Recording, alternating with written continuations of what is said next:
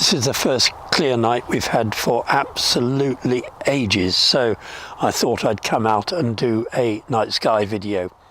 This is the middle of September and it's now just gone 10 o'clock, but this view will be without the moon, which just happens to be in the way at the moment, but the general stars and planets will be as they will be for the rest of September and well into October, but earlier in the evening. So this is not just a September video, it will work for October as well. I'm going to move up a bit and try and get the moon. This is actually a gibbous moon, but the camera overexposes it a bit. You can see that ghost image appearing. There it is.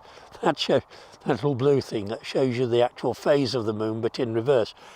A lot of people get caught out by these secondary reflections inside lenses, and you often see them in movies when a car is shown at night going along a road and you can see the headlights as ghost images, which are always diametrically opposite the actual bright source of light in the frame. And these ghost images often catch people out. I've even seen in a magazine, a reputable science magazine many years ago, a picture of what was supposedly a rocket taking off, although no rocket was seen at the time, and this was supposedly some sort of UFO, and it had been verified as a genuine photograph by some US Air Force colonel, and yet it was quite clear that it was a ghost image of a fountain in the foreground of the picture. So watch out for ghost images. They're often a different colour, and as you can see, in this case the moon is appearing blue, but you can see it's a sharp image of the gibbous moon, very much reduced in brightness, but that's probably the only view we'll get of it tonight. Now I'm going to move over to the left and start with the brightest object in the sky apart from the moon there, which is the planet Jupiter. If you've been wondering what is that bright planet over in the south, it's Jupiter. And you can see there over to its right, also a bright planet, but nothing like as bright as Jupiter. You can see Saturn. And the interesting thing about these two planets at the moment is that they indicate for us the constellation of Capricornus, one that a lot of people have heard of because it's one of the signs of the zodiac, and this is because the planets pass through it. Although astrologers call it Capricorn, but astronomers call it Capricornus. It's not actually a very bright constellation.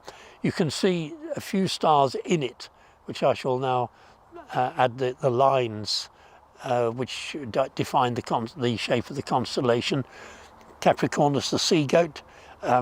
Nothing very goaty about it, but a couple of the interesting stars in it are Alpha and Beta Capricorni, which are the two up in the upper right of it there, and to the upper right of Saturn. And Alpha is a double star. There are two stars there, which you can separate with the naked eye in some cases, or binoculars. And Beta is also a double star, but you need a telescope to see it. And below Jupiter is actually the brightest star in Capricornus, and that is surprisingly the brightest star, all that are not Alpha or Beta. So that defines the constellation of Capricornus. I'll let this train go past. Okay, that's down in the valley there. Now if we move over to the upper left of Jupiter, we come to the neighbouring constellation of Aquarius, and I'll draw that in. And Jupiter was in Aquarius earlier on this year, but it moves in a sort of loop at the moment, and it's actually moved back into Capricornus, and in the coming months it will move back into Aquarius again. One of the distinctive features of Aquarius is this little pattern of stars here. The water jar of Aquarius. Aquarius is the water carrier, and that is the water jar, that little pattern there, which is very distinctive. Not bright, like Capricornus, not bright, and it's only really a few stars in the constellation that are very visible, but nevertheless it's fairly easy to find, particularly this year because it's not far from Jupiter. But at other times I find it from the square of Pegasus, which is there, and you take a diagonal through the square of Pegasus and you can find the stars of Aquarius. And now I'm going to pan down, because when Pegasus is high in the sky, we also have the star Fomalhaut, which is just hiding there below that plane.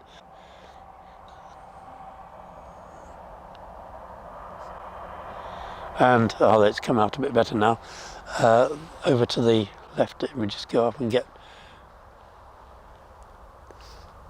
Pegasus again. You can see those two stars on the right hand stars of the square of Pegasus.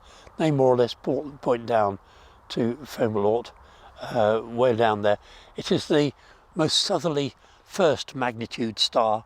The brightnesses of stars are the brightest ones are the first magnitude, and it is in the constellation of the Southern Fish, which we can't really see at the moment because of all the cloud, and it's always a very low constellation from Britain anyway, and a few planes around there coming out of Heathrow Airport. Now going back to the square of Pegasus, the constellation of Pegasus itself, the flying horse, funnily enough, I'm going to stop for this car to go past.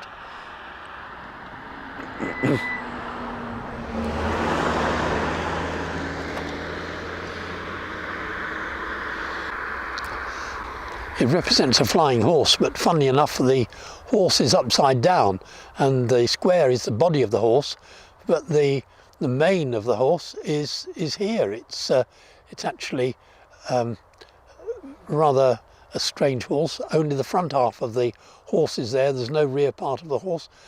So that's how to find the constellation of Pegasus. Now if we move further round, one of the stars of the square of Pegasus is actually shared by the constellation of Andromeda, and the top left-hand star of the square of Pegasus is also Alpha Andromedae. It is really actually an Andromeda, and there are 3 bright stars in Andromeda and several secondary stars. And the thing that everybody has heard of is the Andromeda Galaxy. So I'm going to show you how to find it. You go to the square of Pegasus, move 2 stars along. Well, there's that fainter one and there's the brighter one. It's the middle of the brighter 3 bright stars of Andromeda. And then you go 2 stars, 2 faint stars up. And the Andromeda Galaxy is just here. And at this point I brighten up the field of view by changing the shutter speed of the camera,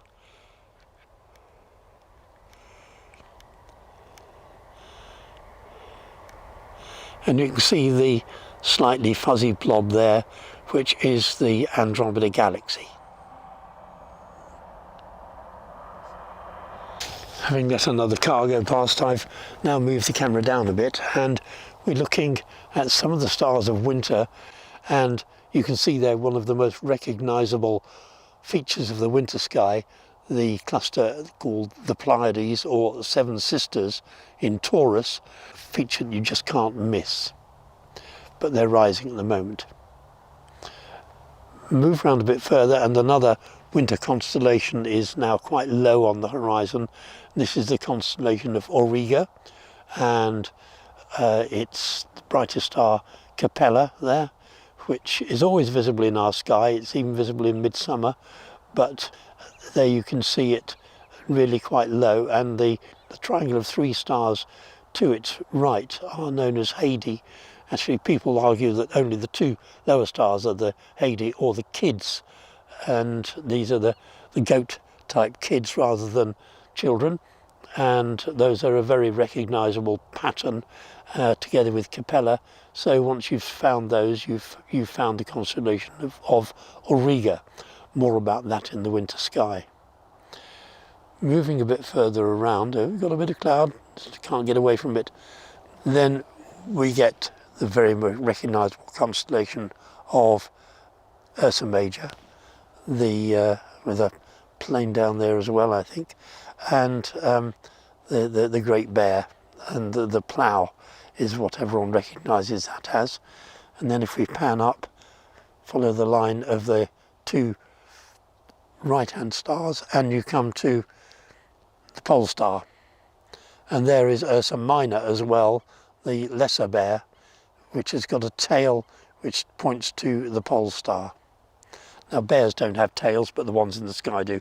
That's a Greek myth, too long to go into now, but bears don't have tails, not long ones anyway.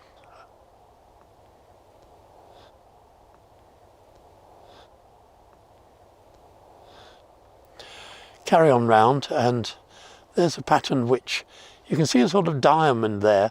Three of those stars are actually of the diamond are actually in the constellation Draco, which winds all the way around the pole star, and it covers a large area of sky. But the fourth one is actually not part of Draco. It's in the constellation of Hercules.